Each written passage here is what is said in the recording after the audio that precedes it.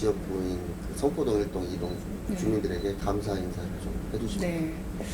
일단 우리 일동, 이동, 성포동 주민들에게 많이 부족했는데도 불구하고 저를 다시 재선에 입성하게 해주셔서 정말 감사드립니다. 그 성원에 힘입어서 더 열심히 할 거고요. 특히 이제 재선하면서 문화복지위원장을 맡았는데 이제 문화복지위원회는 말 그대로 우리 시민들과 가장 가까이 체감하고 접촉하고 민원도 가장 많은 그런 상임이라고 생각을 합니다. 그래서 시민들과 제일 많이 접촉하고 또 소통해서 문화복지위원회가 우리 세계 상임위 중에 제일 모범이 되는 그런 상임위가 되도록 최선을 다할 것을 저도 약속을 했습니다. 그렇게 하려고 노력을 하고 있고요. 그 이 지역에서 그 현옥순 의원님이 유권자들로부터 사랑을 받은 요인이 무엇이라고 생각하시는지.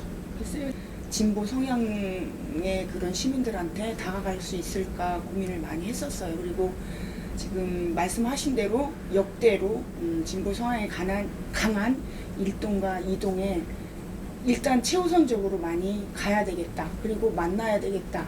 그 다음에 현장의 목소리를 들어야 되겠다. 그 다음에 민원 해결을 못하더라도 바로바로 답을 해야 되겠다. 그런 생각을 했어요. 그러다 보니까 이 의원은 문제 해결은 못해도 바로바로 답장을 하고 친근감을 느끼려고 노력을 하는 부분에 대해서 저를 높이 평가를 한 것 같습니다. 그래서 일동에 특히 모든 행사에는 빠지지 않으려고 노력을 많이 했고요. 또 더 많이 갔고요.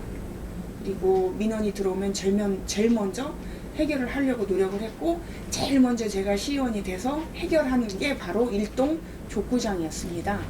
그래서 되자마자 바로 현장에 가서 일동 족구장 펜스, 안전 펜스 설치를 했고 그다음에 거기 수도 배관 시설 이렇게 해서 그 체육인들한테 불편함이 없도록 한 게 제일 기억에 남아요. 첫 그 민원 해결이었고 그때 당시. 어떤 부분에 대해 역점을 두고 문화복지위원장직을 수행하실 것인지. 우리 이제 문화복지 상임위 자체가 우리 시민들의 삶을 이제 이렇게 한 계단 업그레이드해야 되나? 복지라든지 그다음에 좀 더 행복한 삶을 살 수 있는 체육, 그다음에 우리의 건강을 해결할 수 있는 보건, 그다음에 우리 기업과 관련된 산업, 관광과 관련된 해양 이런 부분이 이제 저희 상임위원회거든요.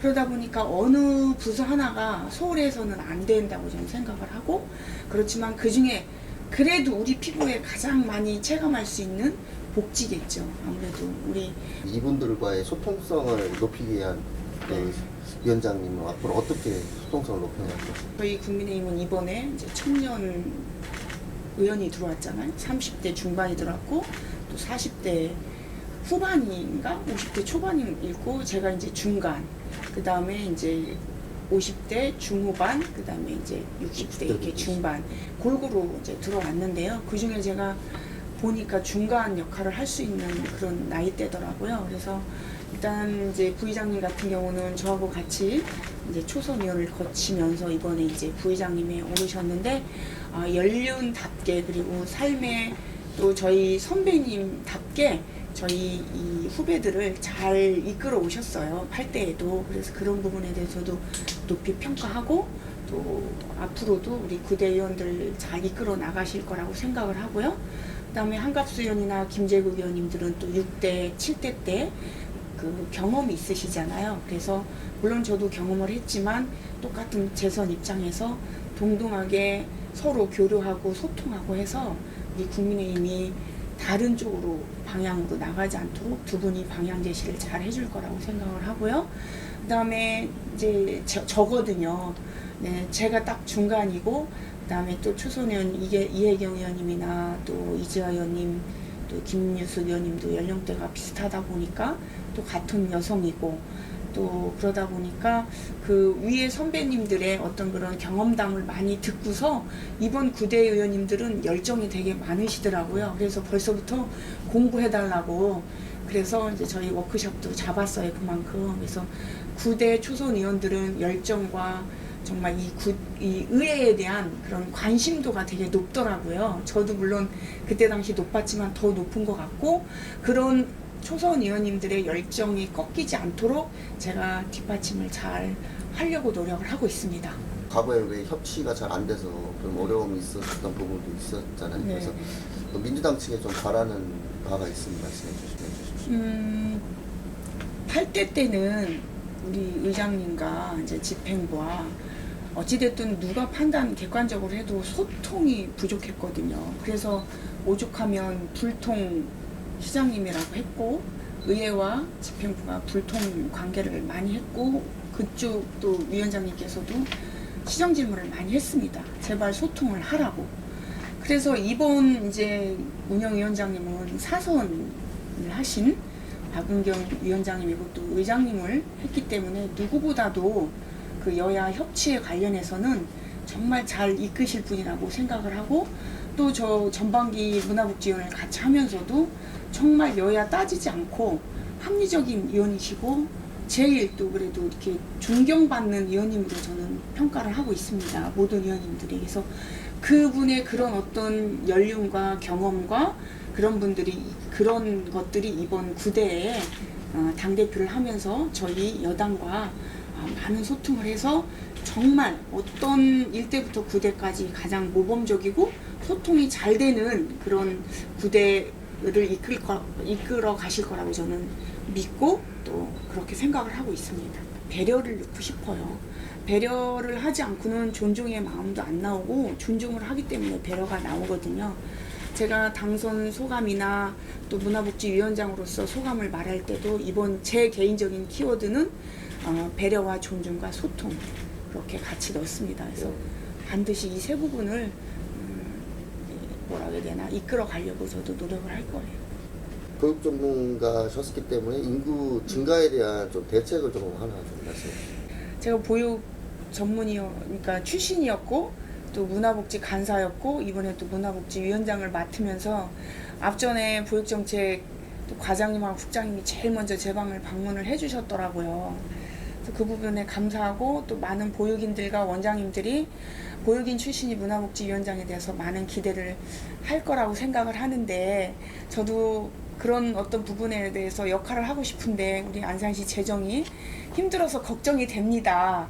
아동 출산에 대해서 정책을 많이 제안을 했고 제 공약 사항에도 있었습니다. 그래서 제 공약 사항이 다행히도 이루어졌어요. 제 공약 사항이 첫째와 출산율 장려 지원금을 주는 거였고 많이 줬고요. 조례를 만들어서 어떻게 해서라도 이 저출산 대책을 하려고 이 해결 방안을 하려고 했지만 그 발목을 잡은 게 바로 코로나였잖아요. 그래서 많은 20, 30대 사람들이 일단 결혼을 안 하려고 했습니다. 결혼을 안 하다 보니 자동적으로 출산이 줄지요. 그 다음에 아파트값 얼마나 많이 올랐습니까? 또 우리 안산이 또 그 투기 과열 지역으로 묶이다 보니까 경제력이 없어서 또 결혼을 안 하려고 합니다. 이 코로나와 결혼을 안 하려고 하는 사람과 이 경제력과 같이 맞물리다 보니까 출산이 자동적으로 줄 수밖에 없는 거예요. 그래서 제가 그 저출산 이 정책 관련에 대해서 어떻게 하면 해결을 할까 하고 토론회 간담회도 준비를 했다가 사실 못했어요. 관심은 많이 있었는데 교수님하고 그런 부분에 있어서 이번에 이제 제가 문화복지위원장을 맡으면서 어떻게 하면 이 진짜 저출산을 해결할 수 있을까 같이 고민하고 좀 해결 방안을 찾아보려고 지금 문제를 가지고 저도 노력을 하고 있어요. 그 부분을.